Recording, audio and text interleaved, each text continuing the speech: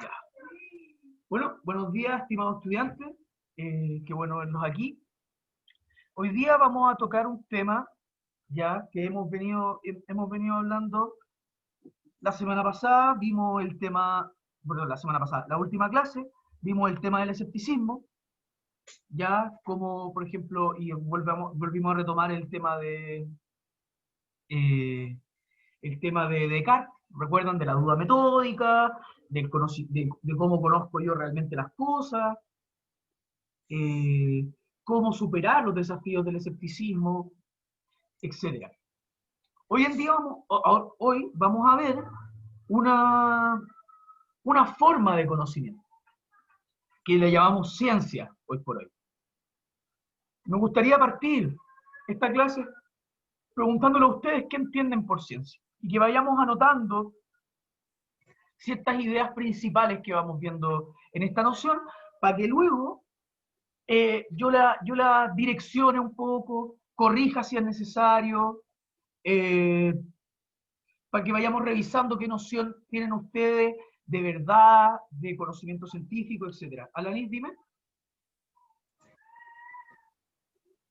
Bueno, para mí la ciencia es como un sistema Ya, de conocimiento, investigación, eh, que interpreta mediante como un método, que el método científico, eh, estructurar principios y leyes para que pueda ser comprobable.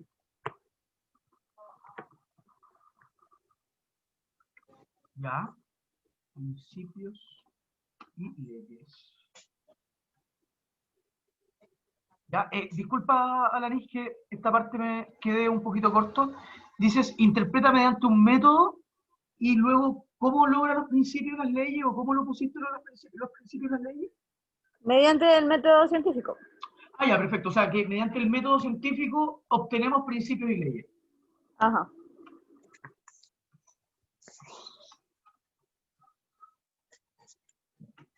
Ya, perfecto. Muy bien, gracias, Alanis. ¿Algo más que agregar?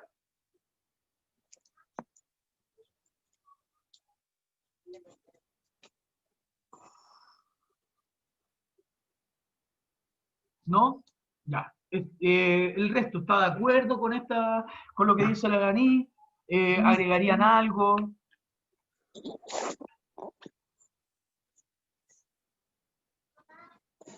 Yo sé que acá tengo estudiantes de enfermería. O sea, yo en lo personal no, porque em, la ciencia se basa o sea, en comprobar hechos. Por ejemplo, necesitan una base para saber que eso es verdad. Como que investigan a fondo. Entonces, la ciencia puede ser cierta o puede ser incierta. Pero la verdad las cosas es como más cierta, porque es comprobable. Digo yo. Sí, no, si no, acá no estoy criticando ninguna postura, estoy solamente viendo como tanteando el terreno de cómo lo consideran ustedes. No entiendo bien esto que está hablando como de cierta e incierta. ¿Cómo en qué sentido? Lo que pasa es que la ciencia es comprobable, ¿me entiendes? Porque se hacen, no sé, pruebas, investigación y todo eso. La ciencia no es como las creencias, ¿me entiendes? Porque las creencias son suposiciones, son como pensamientos. En cambio, la ciencia se puede investigar y se puede llegar a una conclusión cierta con base de hechos reales o números reales, no sé qué más. Pero eso. Ya, Para mí eso, que la ciencia es cierta y a veces incierta, porque hay veces que no se puede comprobar algunos puntos. ya, ya. ¿Alguien más que quiera agregar? Está súper bueno todo lo que me han dicho. O sea, Vamos, de por sí la Cata estaba refiriéndose como que la ciencia tiene partes que se puede comprobar y que es cierto lo que ocurre y hay partes que no se puede comprobar, que no hay como material, por decirlo así, para decirlo así, como que no es verdadero, que no está confirmado y todo eso. ya, yo tengo una pregunta, porque acá pareciera que estamos como gravitando en torno al ser cierto. ¿A qué se refieren con eso? ¿Qué están pensando cuando me dicen, no, es que a veces es cierta, a veces es incierta, se comprueba? ¿A qué se refieren con eso? ¿Qué significa comprobarse? O sea, a que eso sí puede ocurrir en cualquier momento, pues hay cosas que no puede ocurrir en algún momento, o sí, quizás, pero no tan seguido. Ya, pero sigo con la misma duda, porque ¿a qué se refieren con ocurrir? ¿Como que pasa en la naturaleza? ¿Lo confirmo con mis ojos? ¿Lo confirmo con experimentos, digamos, súper, digamos, ¿cómo se llama esto? Específicos? O sea, como no sé, O sea, ¿cómo se llama esto? Se dice que es verdadero porque llevan a cabo una investigación profunda, recaudando datos, información y también haciendo experimentos. Entiendo, así como, experimento no me refiero así como que voy a mutar un gato con un perro, no, sino que experimento así como, no sé, la teoría del Big Bang, una cosa así. Pero esa justamente no es una teoría con experimentos. No, no, o sea, no, la teoría de la gravedad, eso, Ah, ay, de la gravedad que la Tierra sí, no se preocupe, no roja se y preocupe, si no me estoy eso, burlando. Si lo digo porque justamente ya, la teoría ya. del Big Bang, la teoría del Big Bang es una teoría que, que fundamenta un modelo, ¿ya? Por eso acá yo creo que es muy importante que, como muy bien dijo el Alan Lee, tenemos que identificar lo que son los principios, las leyes y los modelos, ¿ya? Eso es como muy importante para entender lo que es la ciencia. ¿Ya? Por ejemplo, el Big Bang es un modelo de universo, pero el modelo de universo también tiene diversas formas de tomar. Por ejemplo, pensemos en un modelo sempiterno. Sempiterno significa que una vez que empieza es eterno, ¿ya? Entonces, un modelo sempiterno del Big Bang diría, el tiempo y el espacio comienza en el Big Bang, digamos, y luego de eso el universo no para, no se detiene nunca, no tiene fin. Sempiterno, tiene un comienzo, pero es eterno hacia el final.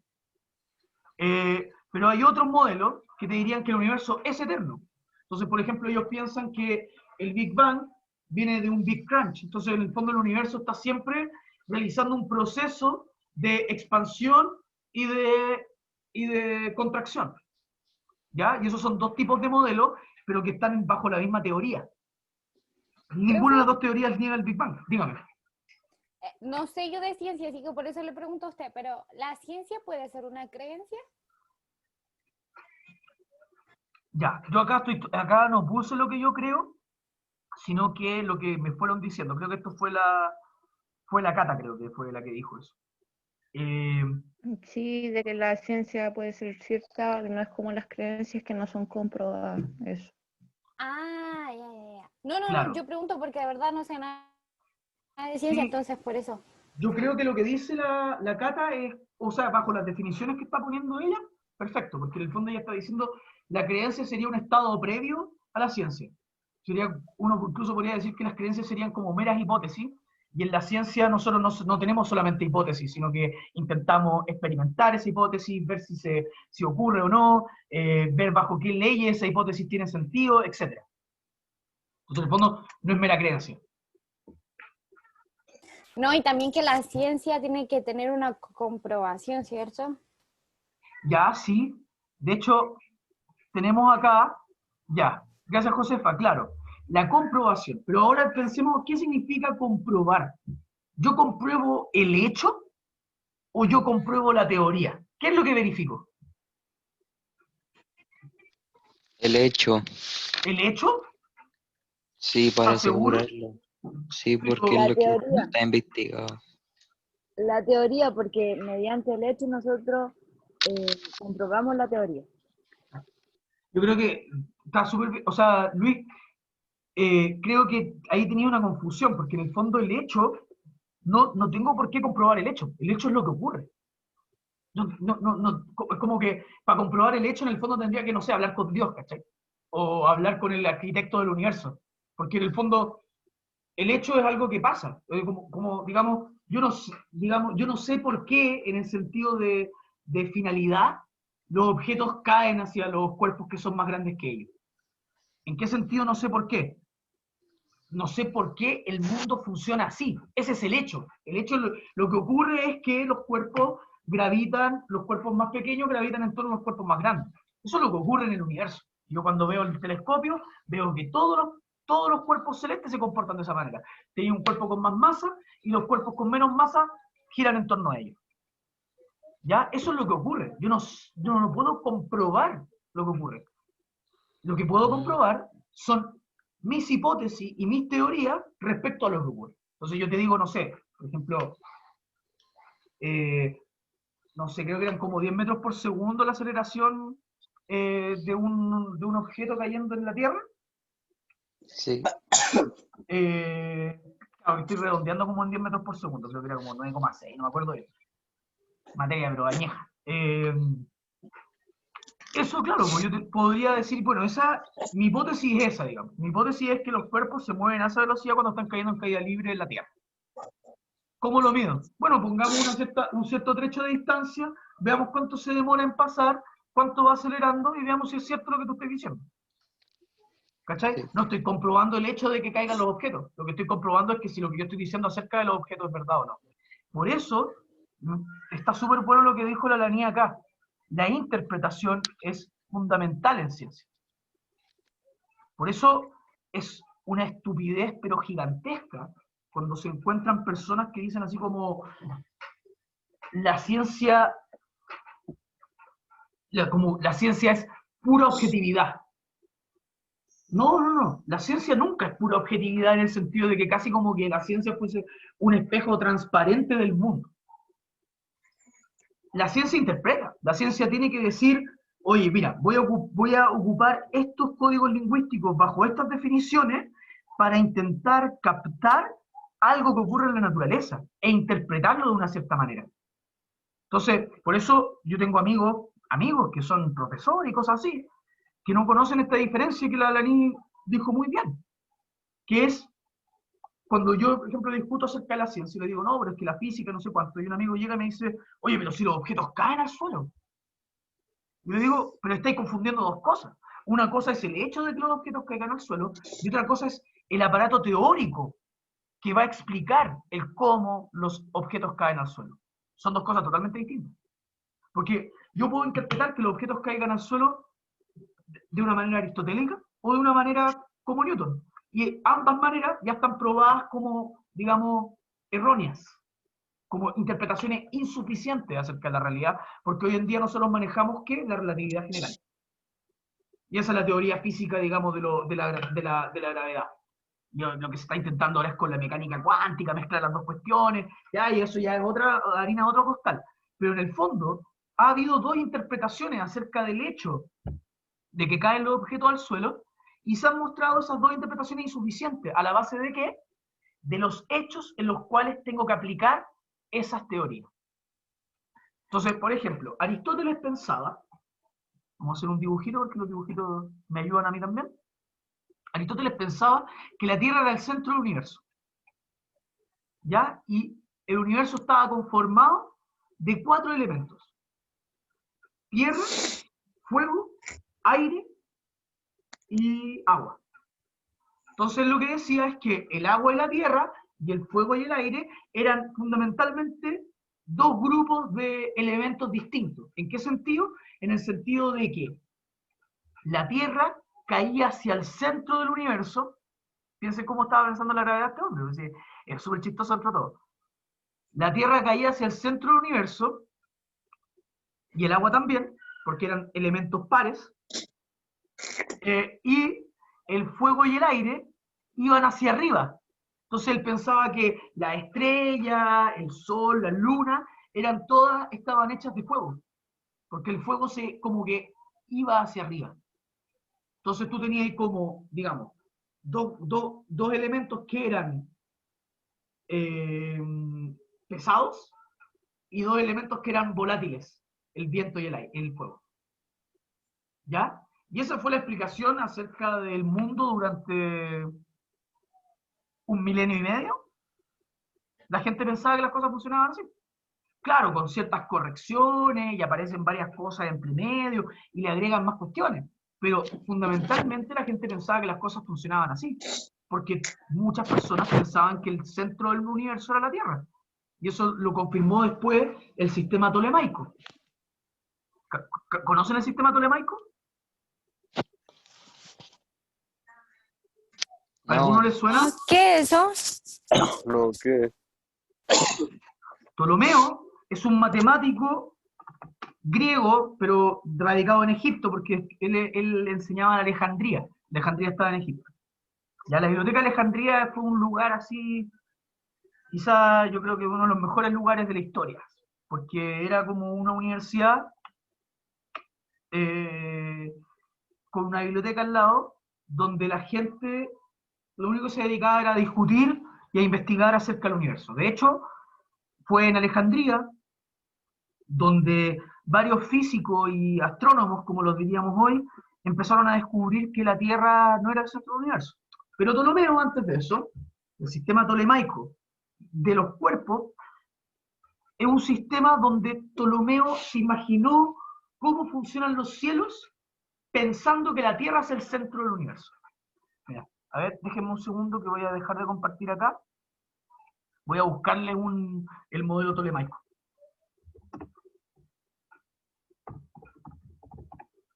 Para que lo vean.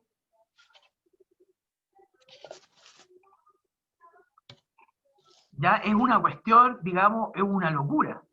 Ya el Almagesto se llama. Compartir pantalla.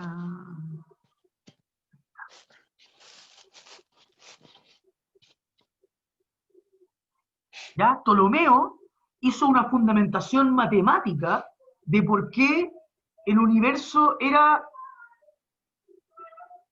el centro del universo era la Tierra. ¿Ya? Que fue menos poder ponerlo un poquito más grande, pero. A ver si por último hago así. Ya. Entonces, como ven, esa es la Tierra, el centro. Y entonces, había muchas cosas que ellos habían observado que eran problemáticas para que la Tierra fuera el centro del universo. Entonces él empezó a postular que, porque aparte también piensa en las creencias religiosas de la época, ellos no pensaban que los movimientos de los cuerpos astrales podían ser elípticos, porque las elipsis eran figuras imperfectas, configuradas a partir de dos esferas. Entonces, para ellos solamente los movimientos perfectos tenían que ser circulares. Entonces, imagínense, Ptolomeo tenía que explicar el movimiento de todo el cielo basándose en que la Tierra era el centro y todo lo demás giraba en torno a ella. Y no podían hacer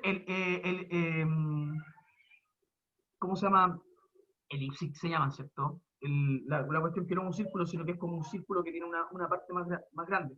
En el fondo, que es porque la Tierra tiene, no sé, pues tiene primavera, verano, toda la cuestión, porque cuando gira en torno al Sol hay parte donde está más cerca, parte donde está más lejos. Tenían que explicarlo todo con círculos.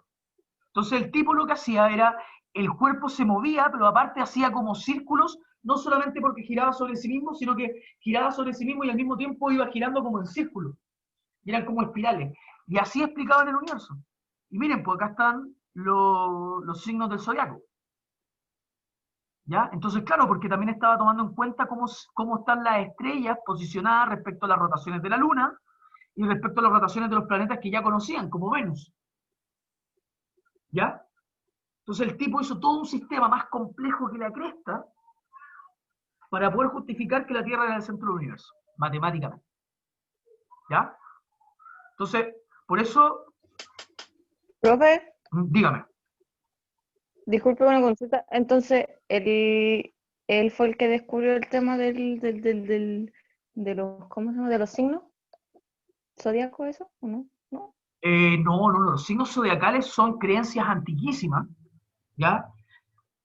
Un pequeño apartado de la clase. El tema del zodiaco y el horóscopo y toda esta cuestión es una cuestión muy antigua. La astrología es una cuestión muy antigua que de hecho uno lo puede rastrear hasta los egipcios. y en los sumerios también. O sea, los principios de la civilización, los chinos también tienen su propio horóscopo. En general los humanos, como somos muy, ¿cómo se llama esto? Antropocéntricos. Piensen en esto. Los humanos pensaban que la Tierra era el centro del universo. Así de brígido. O sea, como, no solamente es como, no sé, tú eres parte del universo, sino que tú eres el centro de la cuestión. Tú estás habitando en el centro del universo. Entonces, es como que en el fondo todo el universo te estuviera mirando a ti. Tú eres el personaje principal del universo. Entonces, los humanos tenemos un ego muy alto, digamos, respecto a la naturaleza. Nos creemos el hoyo del queque. Entonces, el horóscopo es una forma de cómo creerse el hoyo del queque se justifica. Entonces empiezan a pensar que las estrellas también nos hablan y están en conexión con nosotros, porque nosotros somos el hoyo del queque. Somos los más importantes del universo. Por lo tanto, las estrellas nos hablan a nosotros y tienen relación con nuestro futuro, con nuestro destino, etc. Entonces, la astrología es una concepción acerca de las estrellas que proviene de nuestro sentimiento de sentirnos tan importantes. Pero también, por ejemplo, no sé si ustedes le hice leer Nietzsche, no, fue el cuarto medio. Nietzsche tiene una teoría súper interesante respecto a eso, dice como, si los humanos no le diéramos tanto valor falso a nuestra existencia, nos suicidaríamos. Tenemos que darle valor falso a nuestra existencia.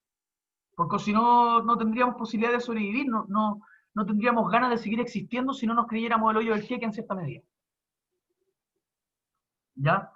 Ya, eso fue un paréntesis. La cuestión es que todos estos tipos pensaban que la Tierra era el centro del universo y tenían que justificar que la Tierra fuera el centro del universo. Aristóteles lo hace con esta cuestión de los elementos pesados y los elementos volátiles.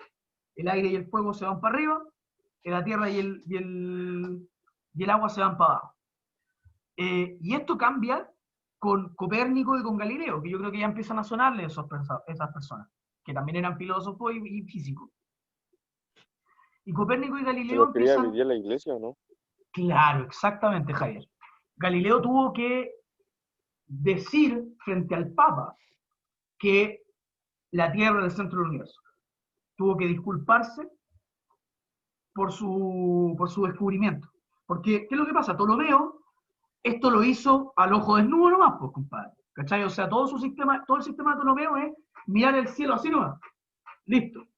Pero ya cuando los avances de la ciencia, perdón, no los avances de la ciencia, sino los avances de la técnica, son dos cosas distintas, digamos. La técnica se fundamenta en la ciencia, pero no siempre. Los avances de la técnica empezaron a llevar, ustedes no sé si conocen los catalejos. ¿Saben lo que es un catalejo? ¿Les suena catalejo? No. Los catalejos son como los binoculares, pero del pasado. Los binoculares son esas cuestiones para poder ver de lejos, ¿cierto? ¿Eran de un solo ojo? Exacto, Javier. Eran de un puro ojo y se ocupaban sobre todo para las cuestiones de navegar y para las guerras, para las batallas navales, pues, y también para las batallas en tierra. Como el que tiene el mejor catalejo puede ver más lejos a los que vienen y por lo tanto puede planificar mejor su estrategia. Entonces, Galileo se dedicaba a eso, a hacer catalejos, y se los vendía a la gente. Y Galileo, haciendo catalejos, él lo ocupaba no para la guerra, porque era un científico, él lo ocupaba para investigar el cielo. Y una de las creencias que estaba atada a este sistema geocéntrico, la Tierra al centro del universo, era que los cuerpos que estaban arriba, los cuerpos que estaban conformados de fuego y aire, porque son los elementos volátiles, eran perfectos. Eran esferas perfectas, y más encima no tenían ningún desperfecto dentro de sí. Pero Galileo había mejorado tanto los catalejos, y había trabajado tanto en sus catalejos, que se puso a mirar a Saturno, y se dio cuenta de que tenía lunas. O sea, Saturno no era un cuerpo solamente, sino que también tenía cuerpos que giraban alrededor de él, y se fijó que las lunas, y la luna de la Tierra, y las lunas de Saturno, tenían cráteres. Entonces dijo, no son perfectas esferas, no son como pelotas, y piensen que Ptolomeo, con el ojo desnudo, piensa que estas cuestiones son esferas perfectas. ¿Cachai? Cuando uno los ve en el cielo, ve puntitos nomás. Entonces uno dice, bueno, deben ser de fuego y deben ser perfectas, sin ningún tipo de problema. Y lo que se da cuenta Galileo es que en el fondo sí son imperfectas, tan imperfectas como el mundo donde nosotros vivimos. Porque parte de esta creencia geocéntrica es que hay un mundo supralunar y infralunar. El infralunar es corruptible, todos morimos, todos vivimos en la miseria, es una basura. Pero el mundo supralunar, los planetas, viven en un mundo eterno, perfecto, donde el universo está todo el tiempo haciendo música. Una música, digamos, de pura armonía. Entonces lo que se da cuenta Galileo es que las reglas del universo supralunar y las del infralunar son las mismas. Son igual de imperfectos. Y luego, a través de eso, se empieza a dar cuenta de que las trayectorias gravitatorias, y eso lo hace también con los trabajos de Kepler y Copérnico, las trayectorias gravitatorias de los cuerpos que giran en torno al Sol, no solamente no son circulares, sino que son elípticas. Y más encima, giran en torno al Sol, no giran en torno a la Tierra. Entonces, él escribe un libro que se llama El libro de los dos sistemas. En ese libro de los dos sistemas, él postula el sistema tolemaico, es decir, un sistema geocéntrico, donde todo el universo gira en torno a la Tierra, y luego habla de un sistema copernicano, donde la Tierra no es el centro del universo, sino que no hay centro del universo, y la Tierra gira en torno al Sol. Y la gracia es que en esta presentación de los dos sistemas, el sistema tolemaico empieza a tener contradicciones con la evidencia, con lo que nos muestra los datos. Mientras que el sistema copernicano no muestra problemas de ese tipo. Entonces empieza a decir Galileo, uno podría corregir el sistema tolemaico y que esos errores no se presenten. Pero el problema es que cada vez hay que corregir más errores porque el sistema pareciera que está fallado desde un principio, porque cree que el principio es que la Tierra es el centro de la Tierra. Entonces tiene que justificar a partir de esa proposición. El sistema copernicano, como no plantea ningún centro, no tiene que justificar que hay un puro centro del universo, y por lo tanto, tener que justificar que todos los cuerpos giran en torno a ese centro. Entonces tú podés decir, bueno, el centro del sistema solar es el Sol. Pero luego, sepamos en torno a qué gira el Sol, ellos no tenían ni idea, ahora nosotros sabemos más o menos en torno a qué gira el Sol. Entonces, ¿cuál es mi punto con esto? Mi punto es que las interpretaciones frente al mundo pueden ser diversísimas. La cuestión es que la ciencia y su característica más fuerte es que interpreta la realidad, pero intentando ser fiel a lo que la realidad te dice, no intentando ser fiel a tu propia creencia. ¿Ya? Entonces, por eso el método científico es tan importante. Igual, Alaní, y ahí quiero corregir un poco la noción, no existe solo un método científico. Existen muchos. Cada disciplina de la ciencia empieza a formar su propio método. Y hoy en día, todas las disciplinas tienen su propio método. La cuestión es que hay un punto central de todo método científico. De todo método científico, que todavía no es mucho la división en ciencias formales y ciencias de hecho o ciencias empíricas, pero todo método científico de ciencia de hecho o ciencia empírica tiene que estar abogado a la interpretación de lo que el mundo nos dice. Yo no puedo negar lo que el mundo me dice. Lo que el mundo me dice es lo que confirma o lo que rebate la teoría que yo propongo, o la hipótesis que yo propongo, o el modelo que yo propongo, o el principio que yo propongo. Si yo, por ejemplo, tuviera el primer principio de la termodinámica, la energía no se destruye ni se crea, sino que solamente se transforma. Si yo quisiera... Tomás, ¿podría apagar el micrófono, por favor? Si yo quisiera... o sea, si yo encontrara, si yo viera una energía que se creó y otra energía que se destruyó, el principio cae inmediatamente. Y el científico que es capaz de reportarlo le dice, no, miren, ¿sabéis qué? Vi una energía que se destruyó, desapareció. Y después apareció otra energía que no tiene ningún tipo de causa de ninguna parte. Salió de la nada. Entonces el primer principio de termodinámica se va a las pailas. Es así de simple. Entonces, son los hechos, son las cosas como aparecen en el mundo, las cosas que le dan la dirección a la ciencia empírica. Y por eso ahora tenemos que diferenciar. La ciencia se divide en dos. Tenemos por una parte las ciencias formales, ¿ya? Es decir, las ciencias como las matemáticas, las ciencias como la lógica, que son ciencias en todo sentido. ¿Por qué? Porque son un sistema de conocimiento y de investigación. Son un sistema racional. Es un sistema donde la razón es el último juez de lo que es verdad y lo que no es verdad. Entonces, si yo, por ejemplo, te digo 2 más 2 igual 3, el matemático, el que está metido dentro de la aritmética te va a decir, está errado, porque los números naturales no se suman así. Perfecto. Entonces, es una ciencia formal. Sin embargo, ¿y por qué se les dice ciencias formales? Porque no refieren a ningún hecho del mundo. Cuando yo digo 2 más 2, 4, el 2 no es nada en el mundo. Yo nunca he ido a un bosque y he encontrado un 2 caminando. Nunca he estado por la ciudad y he encontrado a un 3 caminando a un 4. O tampoco he encontrado un signo más, o tampoco he encontrado un factorial. ¿Ya? Es decir, las matemáticas, uno podría tomar en primera instancia, y esto es solamente una interpretación, esto es toda una pelea en filosofía.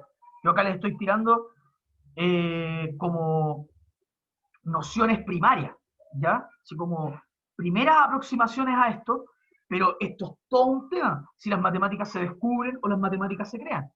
Yo ahora voy a tomar una postura de que las matemáticas se crean, donde voy a decir que las matemáticas funcionan con objetos ficticios, creados por el hombre. El 2 y el 3 no existen, el hombre los crea. Y el hombre los crea a través de un proceso de contar, de cómo nos relacionamos con nuestros dedos, cómo nos relacionamos con los objetos, la geometría, por ejemplo, tiene mucho que ver con cómo nos relacionamos con el campo. Todo el tema del teorema de Pitágoras proviene de eso, de que la gente está dividiendo los campos y cómo los dividimos. ¿Cómo sabemos cuál es la diagonal de acá hasta acá? Ah, bueno, entonces veamos unas fórmulas. Y claro, y ahí el hombre fue descubriendo teoremas matemáticos de la cuestión, fue una cuestión práctica. Pero cuando nosotros vemos la demostración del teorema de Pitágoras y vemos eso, a al cuadrado más b al cuadrado igual c al cuadrado, eso ya no tiene nada que ver con nada que aparezca en la experiencia. Eso no, digamos, yo miro una puerta o miro el suelo y no me aparece a al cuadrado más b al cuadrado igual c al cuadrado. Entonces, voy a decir acá que son entidades ficticias, ¿ya? Pero eso es un debate. Todavía no tenemos, o sea, todavía no hay una palabra final respecto a si las matemáticas se descubren o se crean. ¿Ya? ¿Y por qué digo que son ficticias? Porque esto nos va a ayudar a poder contrastarlas mucho mejor con las ciencias empíricas. Porque las ciencias empíricas no se basan en ficciones. Las ciencias empíricas se basan en aquello que ocurre, en lo que está acá. Entonces, por ejemplo, cuando les hablaba de la gravedad, el fenómeno de que las cosas caigan hacia el suelo es algo que ocurre. Lo vio Aristóteles, lo vio Ptolomeo, lo vio Galileo, lo vio Einstein, lo vio Newton. Todos vemos eso, todos vemos que las cosas caen hacia el suelo. Es algo que pasa en el mundo y de hecho yo tomo decisiones pensando que las cosas caen al suelo. Si no, imagínense cómo uno podría caminar.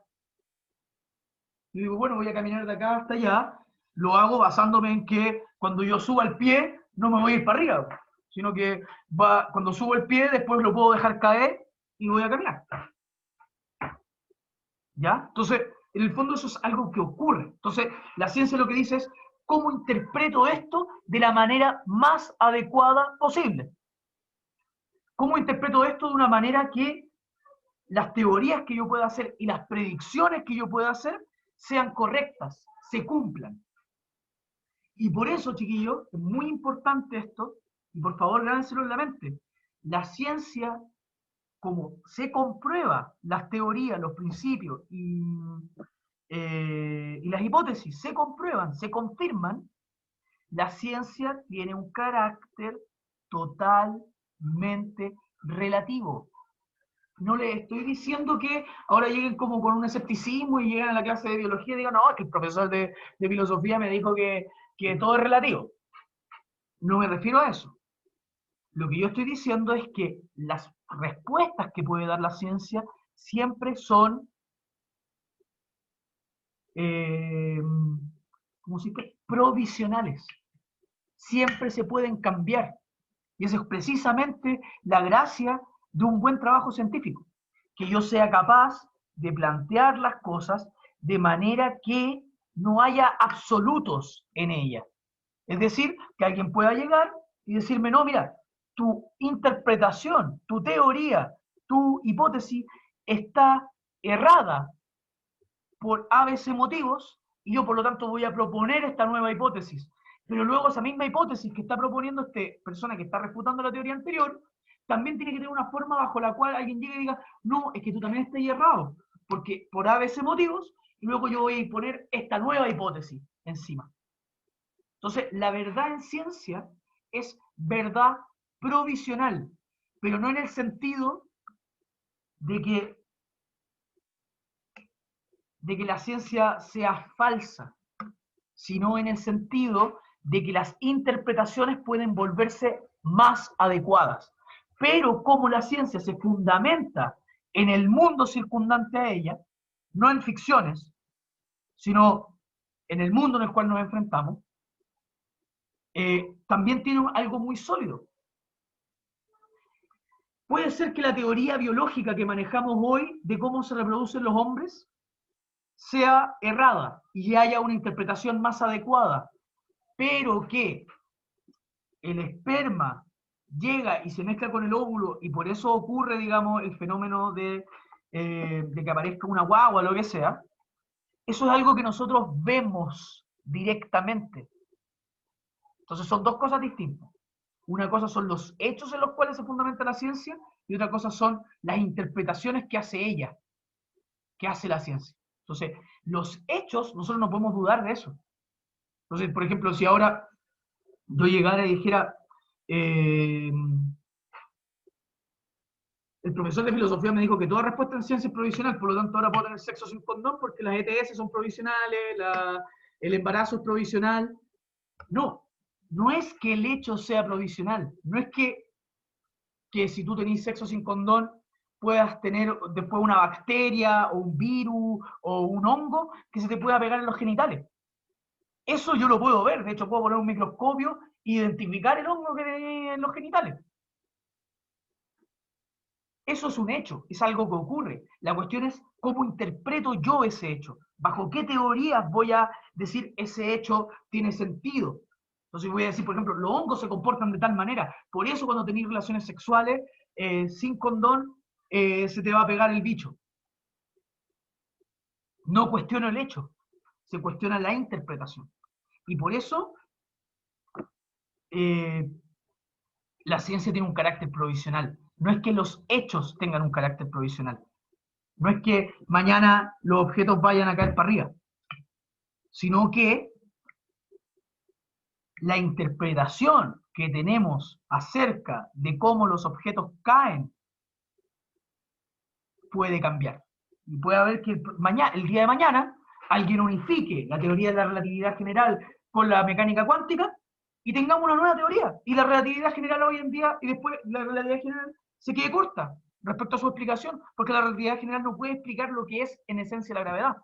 Por eso están metiéndose en la mecánica cuántica, porque la mecánica cuántica sí puede ver cómo funcionan los átomos y toda la cuestión, y por lo tanto es capaz de quizá encontrar la causa de que los objetos más grandes atraigan a los objetos más pequeños. ¿Ya? Yo sé que fui muy rápido en la última parte, pero es porque me estaba quedando sin tiempo y quería como proponer 3 puntos centrales. ¿Ya?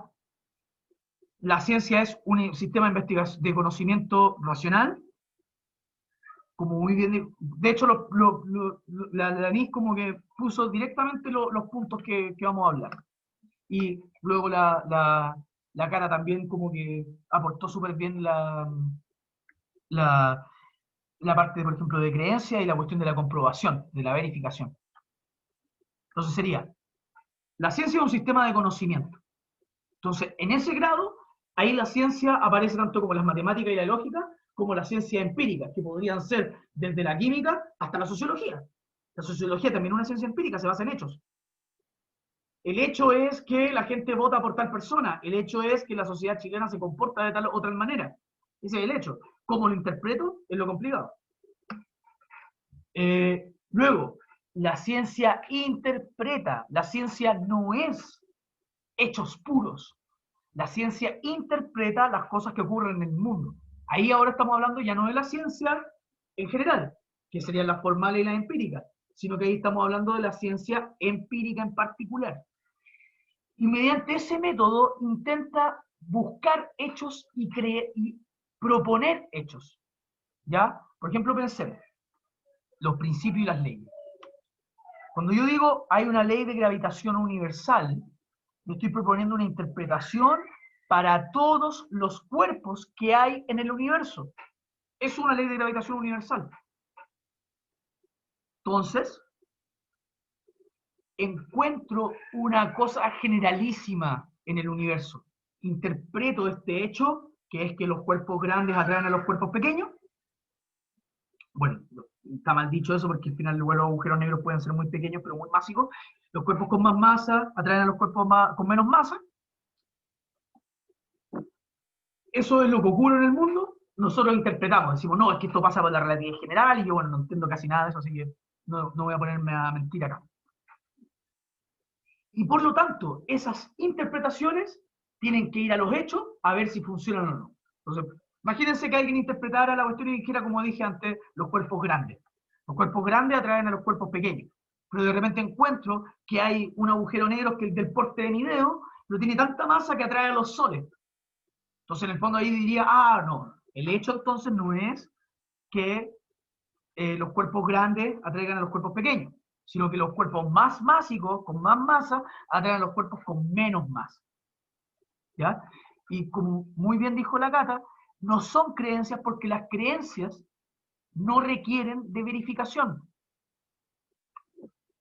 Idealmente requerirían de verificación, y eso tiene que ver con una cuestión ética, una cuestión de moral, de responsabilidad epistémica. Que nuestras creencias se condigan con la realidad es algo que nosotros tiene que ver con la responsabilidad, tiene que ver con que, por ejemplo, no sé, imagínense hay un racista, y el racista dice, no, es que los negros son inferiores porque son negros. Entonces yo digo, ese tipo es poco responsable con sus creencias, porque si él leyera un poco de ciencia, o leyera un poco de antropología, bueno, que es una ciencia, se daría cuenta de que su creencia es una basura. Entonces, pero ahí el problema no es de la creencia misma, el problema es de que él es una persona irresponsable con sus creencias, que no está dispuesto a revisar la ciencia para modificarlas. ¿Ya? Ahora, preguntas. Yo sé que estuvo rápida la clase. O los mareé demasiado y se bajaron. Así como, se fueron a tomar desayuno, a hacer otra cosa más entretenida, están metidos en el Instagram, están jugando Among Us.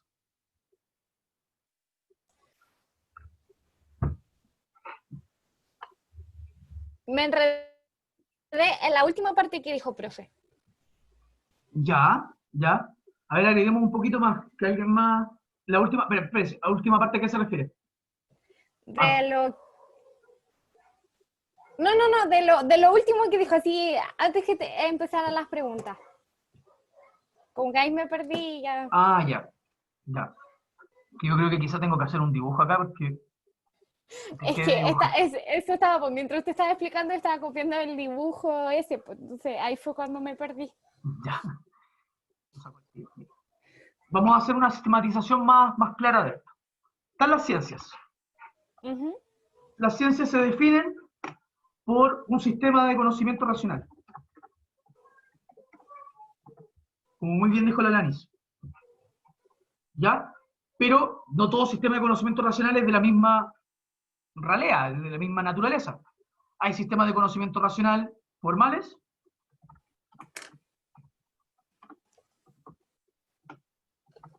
como matemática y la lógica, y de hecho hay personas que dicen que la filosofía también es un sistema racional de conocimiento formal. De hecho podríamos poner acá la filosofía. Y luego tenemos sistemas de conocimiento racional empíricos, o de hechos.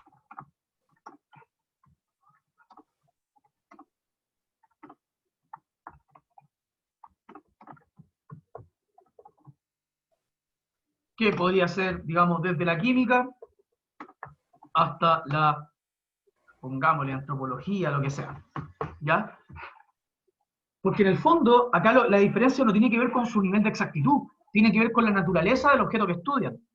En el caso de los sistemas racionales formales, las ciencias formales, lo que estudian es la relación coherente entre principios y cosas. Pues. Piensen en esto. 2 más 2 es 4. Es una cosa que es verdadera dentro, por ejemplo, de los números naturales. Por ejemplo. Pero en el sistema, por ejemplo, horario, yo podría decir 24 más 1 es igual a 1. 24 horas más 1 hora en un día son la 1 de la mañana. O cualquier hora, digamos, pero es 1. ¿Se entiende? Porque en el fondo el sistema de notación del reloj es cíclico. Llega a 24 y 24 son las 0. Entonces después cuando pasa 1 hora son las 1 de nuevo. Entonces dentro del sistema de reloj, 24 más 1 es igual a 1. Pero en el sistema de los números naturales, 24 más 1 es 25. Entonces, los sistemas formales, ¿ya? Tienen la característica de que son de coherencia. Perdón. Es decir, tienen que ser coherentes entre ellos. Entonces, no puede ser que los números naturales, sería falso, si es que los números naturales 2 más 2 es 4, 2 más 4 sea 8. Porque eso no tiene sentido entre los números naturales. Pero puede ser que haya un sistema aritmético donde 2 más 4 sea 8, porque en el fondo definimos que, no sé, que 2 vale por 4 o cualquier cosa. ¿Ya? Ah, ya. Entonces, acá lo que importa es la coherencia. Lo más importante acá es la coherencia. Las cosas tienen que ser coherentes en los sistemas formales. Mientras que los conocimientos de hecho, los sistemas de conocimiento racional de hechos, lo importante es atenerse a los hechos, a lo que se da en el mundo. Yo estoy interpretando lo que se da en el mundo. Es muy importante la interpretación. Pero la interpretación es, por lo tanto, la interpretación es siempre provisional.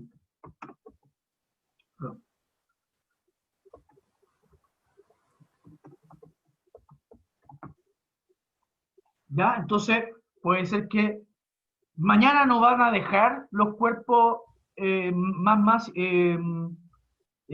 masa de atraer a los cuerpos de menos masa. Lo que puede ocurrir mañana es que alguien unifique la teoría de la relatividad con la mecánica cuántica y cambiemos de teoría para explicar ese movimiento. Ah, o sea que, Diga. o sea, perdón, profe. O sea que uno en la ciencia, dependiendo cuánto uno investigue y cuánto uno quiera, se puede modificar, a ver cómo decirlo. Una teoría se puede modificar si lo hace otra persona, una cosa así. Ya, sí, está bien, una teoría se puede modificar si es que hay otra teoría que explica mejor los hechos. Lo que es invariable en la ciencia son los hechos. Lo que es variable en la ciencia son las interpretaciones. Son las teorías, los principios, los modelos, las leyes, etc. Esas cosas cambian. Las interpretaciones son provisionales, los hechos no lo son. Las cosas caen hacia el suelo, las sociedades, digamos, no sé, por ejemplo, pensemos, cada cierto tiempo las sociedades tienen procesos de violencia. Nosotros, por ejemplo, lo podemos ver acá en el octubre chileno. Entonces, quizá yo no sepa cómo explicar estos hechos de violencia, pero sí sé que ocurren. Entonces, no sé, me pongo a estudiar historia y me doy cuenta de que siempre en la sociedad han ocurrido hechos de violencia. Ese es el hecho. Ahora, como historiador, o como sociólogo, o como antropólogo, o como psicólogo, tengo que interpretar ese hecho. ¿Bajo qué teorías? ¿Bajo qué principios? ¿Bajo qué leyes? Y de hecho, acá lo interesante de esto, y por qué la ciencia es tan exitosa como forma de conocer el mundo, es que la ciencia es capaz de encontrar hechos que no se nos aparecen directamente en los sentidos, como por ejemplo los átomos. Los átomos son cosas que a nuestros ojos no aparecen. No aparecen los átomos. Yo veo una mesa, no veo los átomos de la mesa. Sin embargo, la ciencia es ha sido capaz, gracias a experimentos muy delicados, muy, digamos, muy focalizados, ha sido capaz de mostrarme y darme buenas razones de que los átomos están ahí. Y tengo que asumirlo. Y eso es un hecho. Pero es un hecho inobservable. Entonces, piensen cómo ya la cuestión se empieza a poner mucho más rígida. Porque la cuestión entonces ahora ya no son empíricos netamente, porque empíricos son de la experiencia, sino que los hechos, la ciencia es capaz de partir de nuestra percepción y encontrar cosas que van más allá de nuestra percepción, como los átomos, como las cargas atómicas. Piensen, no sé, los quarks. Yo no tengo idea de lo que es un quark, pero sé que es una cuestión así muy, muy ínfima. De hecho, creo que hasta una partícula inobservable, porque en el fondo la luz es más grande que el quark, entonces nunca vaya a poder verlo. Entonces, imagínense, la luz es más grande que la cuestión, entonces como que lo que hace la ciencia es encontrar hechos a la base de estas interpretaciones, hechos que son ciertos, y que luego yo puedo hacer sistemas de experimentación para probar que sí son hechos. ¿Ya? Por eso, porque recuerden que siempre tenemos que atenernos a lo que el mundo nos dice. Las interpretaciones son variables, lo que el mundo nos dice no es variable. Aunque eso también podría ser un error que nosotros pensemos. Podría ser que el universo sí fuese variable, pero eso ya es un postulado filosófico, no científico. La ciencia no se cuestiona que el mundo sea variable o invariable. La ciencia dice el mundo es invariable. Las reglas que funcionan acá funcionan en Australia.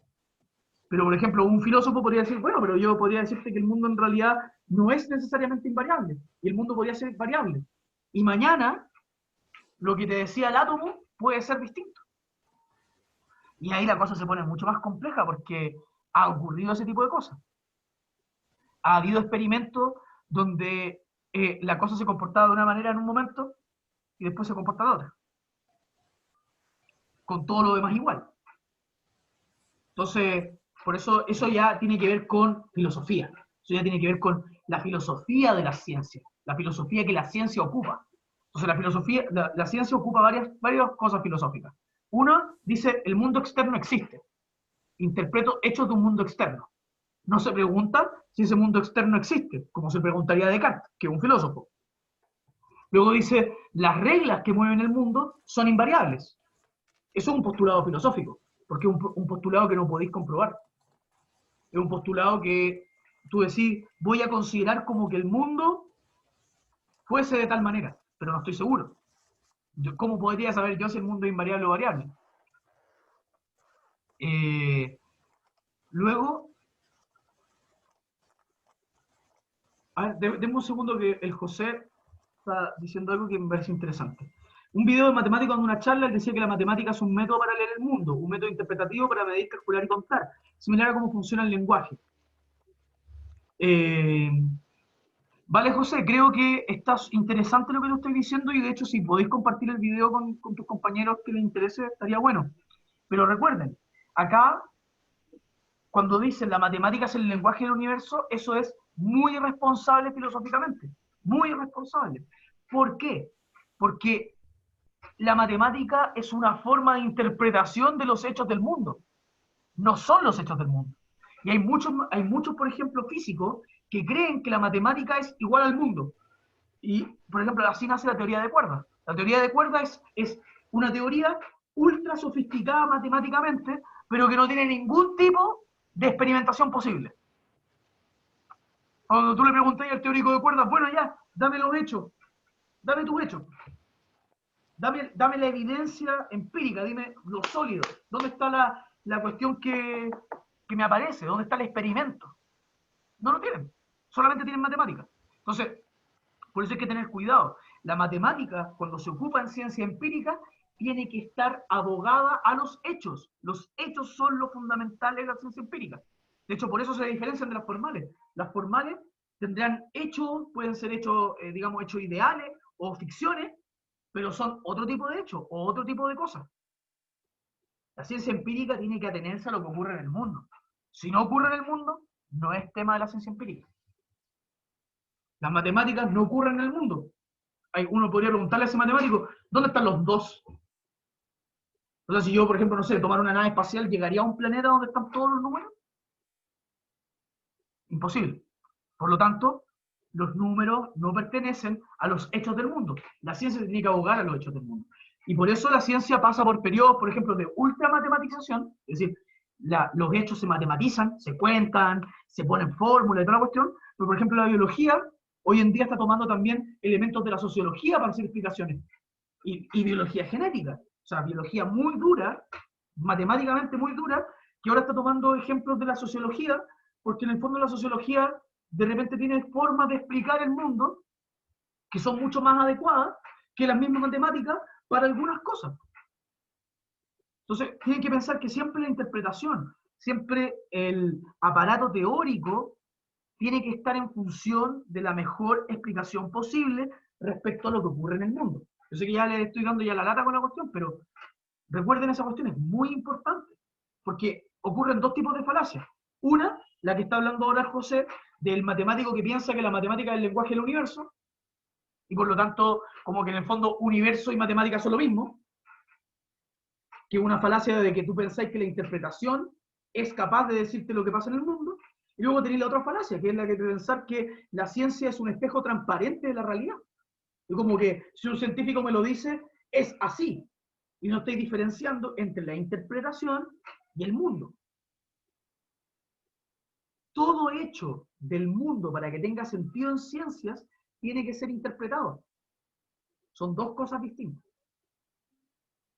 Entonces, tenemos por una parte los hechos del mundo, lo que ocurre, por otra parte la interpretación. La matemática se puede ocupar para la interpretación. Y de hecho es la cuestión más exitosa para la interpretación del mundo, y por eso hay personas que piensan eso como es el lenguaje del universo. Porque en el fondo ellos dicen, claro, o sea, mira, ¿cómo puedo matematizar, por ejemplo, las leyes de la física? ¿Cómo puedo matematizar leyes de la química? ¿Cómo puedo matematizar cuestiones genéticas? Sin embargo, eso tiene que ver con la interpretación.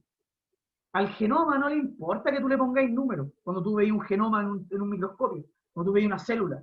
No le importan los números, la célula está ahí, es independiente de todo lo que tú puedas decir de ella. ¿Ya? Y eso también nos lleva, y por eso hay que tener cuidado con esto, porque cuando alguien cree que la interpretación de la ciencia es definitiva, que la ciencia habla en pura verdad, en verdad universal, para siempre, está negándole el permiso del progreso a la ciencia. La ciencia progresa porque es perfectible, porque tiene este grado donde es interpretativa, entonces tú podés corregir esa interpretación. Y por eso los científicos hoy, la ciencia sigue siendo algo que se investiga, y de acá, y por eso también, la labor de la ciencia es infinita, no tiene fin. Nunca vamos a llegar a conocer la totalidad de las cosas. ¿Por qué? Porque tenemos que interpretar para conocer. Y como tenemos que interpretar para conocer, la interpretación nos lleva a corrección. Cada vez va a haber interpretaciones más adecuadas. Y eso es el progreso de la ciencia. El progreso de la ciencia es las interpretaciones cada vez ser más adecuadas, quizás descubramos más hechos a través de estas interpretaciones más adecuadas, pero siempre van a ser interpretaciones adecuadas, no finales, no espejos de la realidad, no mundo. Ya los tengo demasiado mareados ya, ¿cierto? Y aparte ya nos pasamos como 13 minutos. Cualquier cosa, chiquillos, que tengan dudas de lo que se habló acá, háblenme el mail. Yo voy a subir esta cuestión a mi canal de YouTube. Si lo ven, si lo quieren volver a ver porque no les quedó claro, lo que sea, pueden dejar preguntas en los comentarios también. Y recuerden a mi mail, etcétera. ¿Ya? Así que espero que estén muy bien. Disculpe por haberles dado la lata, yo creo que fue mucha materia lo que pasamos hoy día, en verdad. Me disculpo, pero creo que era necesario porque tienen que tener herramientas para pensar bien la ciencia. Yo creo que esto es de las cosas más importantes que pueden aprender hoy por hoy. Saber lo que es la ciencia, saber cuáles son sus límites, saber cuáles son sus virtudes, saber qué es lo que hace que la ciencia sea el mejor modo de conocer que tenemos. ¿Por qué es el mejor modo de conocer? Porque está dispuesto a la crítica, porque yo soy capaz, a la ciencia empírica, de cambiarle su forma de ver. Ustedes mismos, si se vuelven científicos y se vuelven doctores en su área y toda la cuestión y se empiezan a especializar en algo, pueden llegar, si es que no sé, se dedican a la astronomía, puede quizá que encuentren la forma en la cual podemos mezclar la mecánica cuántica con la teoría de la relatividad. Es posible eso. Hay que trabajar nomás, hay que dedicarse a investigar, hay que leer, etc. La ciencia es un campo totalmente abierto, y eso es lo más hermoso que hay. Es un campo donde los horizontes son solamente los límites de lo que tú queráis trabajar. Y por eso yo también me fascina estudiar filosofía, porque la filosofía, para mí por lo menos, yo sé que esto es una discusión larga con otras personas, y es una discusión filosófica muy interesante, pero para mí la filosofía es una ciencia. La filosofía es una ciencia. Es una ciencia que tiene hipótesis, el problema es que no tenemos hechos tan claros, pero también la filosofía también se puede ver en hechos, ¿ya? Eso. Disculpen por darles tanto la lata. ¿Alguna pregunta para finalizar? ¿Algo que quieran comentar? No, profesor. ¿No? O si los veo, los noto... No, profe, quedó bien, en todo claro. En todo caso, igual veré después la clase cuando la suba, así que si es que me queda una duda, ahí le escribo. Bacán. Bacán. Espero que todos hagan lo mismo, chiquillos, o semejante a lo mismo. ¿Alguien más? José, ¿te quedó claro lo que expliqué respecto al video que tú estabas diciendo? Ya, bacán. Bueno. ¿Y alguien más que quiera, no sé, alguna reflexión, algo, para cerrar?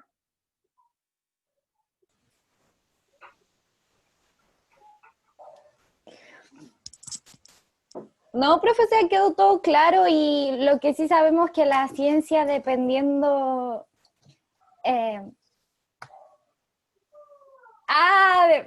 ya, pero usted me entiende. Ya me enredé ya yo. Justo lo que quiero es que no se enredemos. Quiero que tenga... Miren, chiquillos, claro, un par de cositas nomás. Las ciencias son sistemas relacionales de conocimiento. Se pueden dividir en dos, por lo tanto, formales y empíricas. Y las formales se dedican a matemáticas, lógica, puede ser filosofía también, se dedican a ver cómo funciona la coherencia de las cosas. Luego, las empíricas también tienen que ser coherentes, pero su piedra angular son las cosas que aparecen en el mundo. Todo está abocado hacia allí, y tienen que ser capaces, y lo tercero sería ser capaces de distinguir entre la interpretación científica y el mundo que se interpreta. Son dos cosas diferentes. El mundo no está escrito en matemáticas. El mundo se interpreta a través de las matemáticas.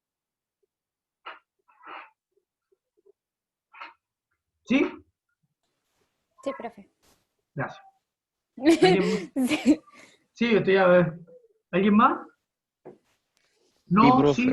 Ya, qué bueno, gracias Luis. Buenísimo. Ya, entonces ahora me despido. Que estén muy bien, chiquillos.